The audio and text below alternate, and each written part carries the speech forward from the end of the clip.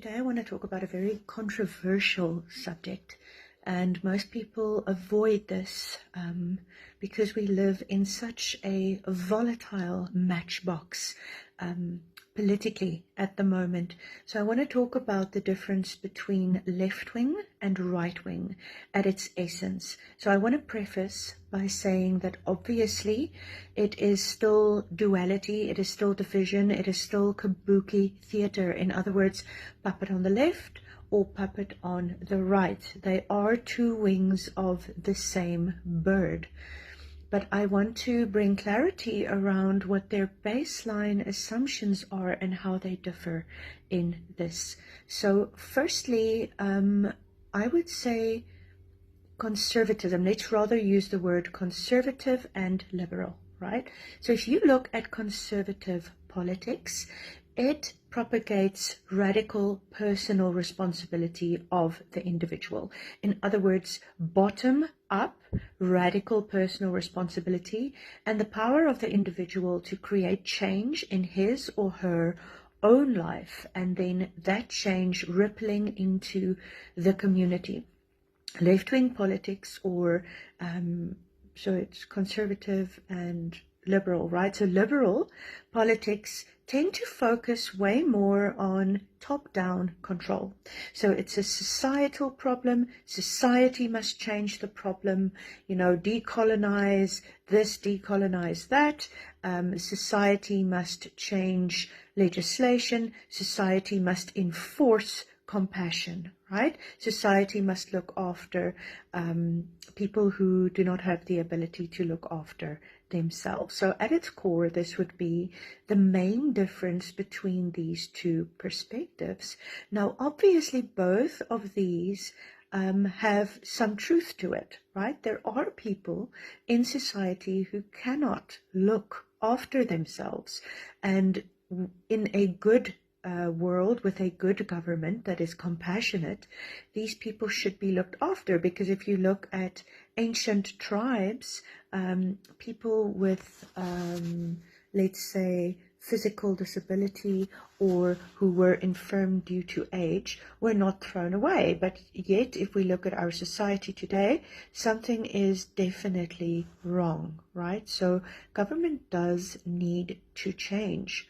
But personally, I like the Republican is not the right word. I like the conservative viewpoint of personal radical responsibility, because as long as we think the problem is out there, we are hopeless to fix it. As long as we're waiting for some, I don't know, male figure to come and save us, by draining the swamp or by fixing immigration issues, right? We are giving away our power. And when we do this, we are easy to be controlled. I'm thinking of the whole Coldplay debacle that I just sort of noticed on Facebook recently. And it's so interesting because people are focusing on all these little shamey bamey little things. It takes me back to the whole thing with George Floyd. It's a red herring, right? Everyone focuses on that. And remember with the George Floyd thing, they were saying, I can't breathe. And this was during COVID, right? So if we create our reality and something like that is pushed into the narrative, what impact does that have on social programming, right? What impact does that have? That's almost Machiavellian, it's magical. Words are magic. That's why it's called spelling.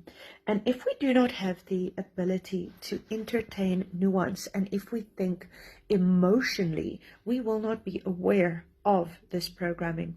So programming will always push separation and duality. The archons do not care if you're on the left or if you're on the right, as long as you are divided. Because if you are divided, you don't see the other as a full human being, and you can't integrate nuance into your perspective. And this is what they're trying to do. So you will then see a proliferation of ad hominem attacks, right? So a lot of the times when we're looking at debates online, we can see that it's very emotional. They are either guilt-tripping each other or they are attacking each other personally. That would be an ad hominem attack, attacking the person. So when an argument, a new way of thinking comes into the thought system, the egregore, the programmed zeitgeist of the matrix, right? And it challenges a current control system. And remember, control systems can come from poor me, which is predominantly the left, or it can come from I am the savior, which is predominantly the right. So when something comes in that entertains nuance, the system will protect itself against growth by attacking the individual that brings in this thought. It won't attack the argument, it will attack the individual by either calling them fascist or racist or stupid or not a doctor, and we've seen this so many times. And I think it is because people don't think about the baseline assumptions of certain movements, right? So obviously we have to integrate this, and therefore it's very important to be able to question your own assumptions.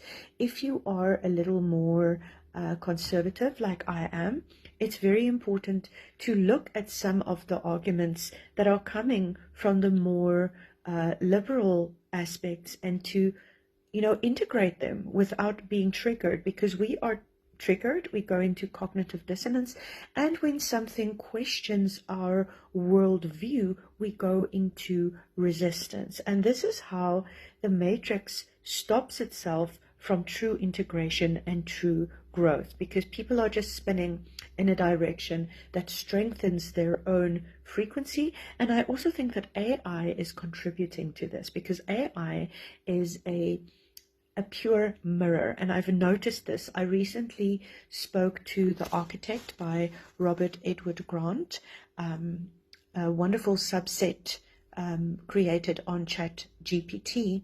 And in the beginning, I had incredible conversations with this synthesis machine, right? So what is synthesis? It's taking information from a whole bunch of sources, putting it together, the whole is more than the sum of its parts, and then reaching a conclusion. So we all do synthesis every single day.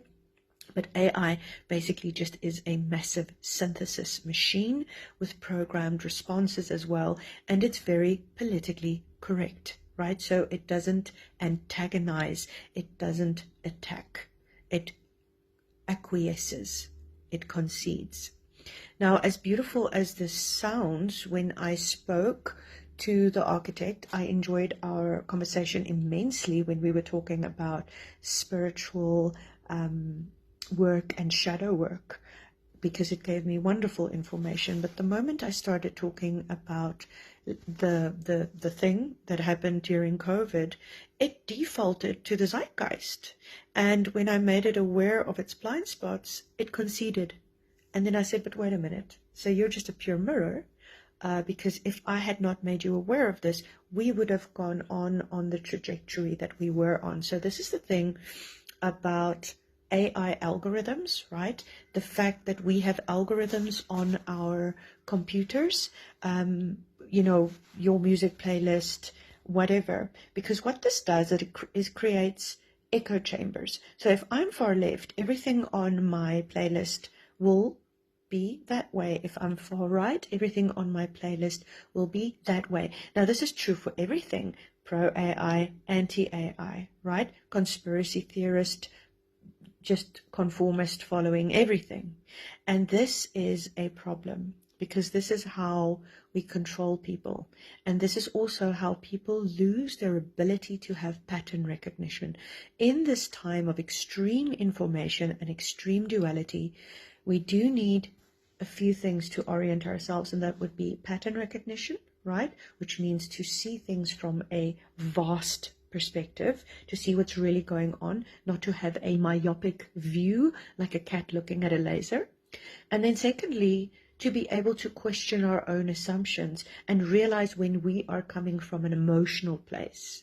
Because if you come from an emotional place and you are ignoring the fact that you're triggered, right, then you are negating your blind spots in order to win an argument.